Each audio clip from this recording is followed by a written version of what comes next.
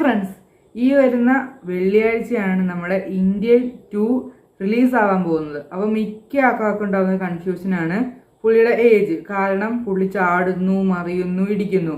പുള്ളിക്ക് ഇന്ത്യൻ 1 തന്നെ നല്ല ഏജ് ഉണ്ടായിരുന്നു. അപ്പോൾ ഇതെങ്ങനെയാണെന്ന് ഒരു പ്രസ് മീറ്റ് ചോദിച്ചിരുന്നു. അപ്പോൾ ശങ്കർ പറഞ്ഞ മറുപടി ഉണ്ടായിരുന്നു. അതായത് ചൈനീസിൽ ലൂസി ജിയാങ് എന്ന് പറഞ്ഞിരുന്ന ഒരു മാർഷൽ ആർട്ടിസ്റ്റ് ഉണ്ടായിരുന്നു.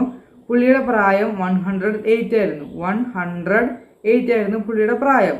പുള്ളി ജീവിച്ച് എങ്ങനെയാണെന്ന് വെച്ച് കഴിഞ്ഞാൽ നല്ല ഹെൽത്തി ആയിട്ടുള്ള ഫുഡ് കഴിക്കുക. അതായത് ഇലകൾ, അങ്ങനത്തെ ചെറിയ ചെറിയ ഫുഡ്സ് മാത്രമേ പുള്ളി കഴിച്ചിരുന്നു. അതുകൊണ്ട് തന്നെയാണ് പുള്ളി അത്രയും പ്രായം വരെ ജീവിച്ചിരുന്നത്. പിന്നെ പുള്ളി ആ പ്രായത്തിൽ പോലും നല്ല ആക്റ്റീവായിരുന്നു, എല്ലാവരെയും ഇടിച്ച് വീഴ്ത്തുമായിരുന്നു. പുള്ളി പണ്ട് ചെയ്ത അതേ കാര്യം തന്നെയായിരുന്നു 108 ആ പ്രായത്തിലും പുള്ളി ചെയ്തുകൊണ്ടിരുന്നത്.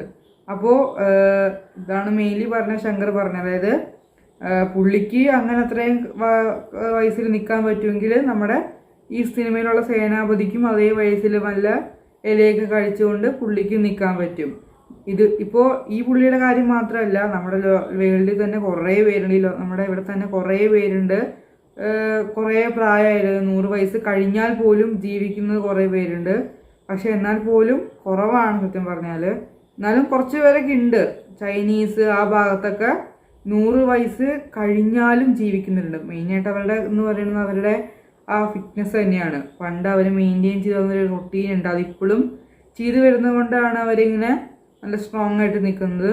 അപ്പോൾ ഈ വീഡിയോ ഇഷ്ടപ്പെട്ടെങ്കിൽ ലൈക്ക് ചെയ്യുക, ഷെയർ, സപ്പോർട്ട് ചെയ്യുക. അടുത്തൊരു വീഡിയോ കാണുന്നവരെ ബൈ.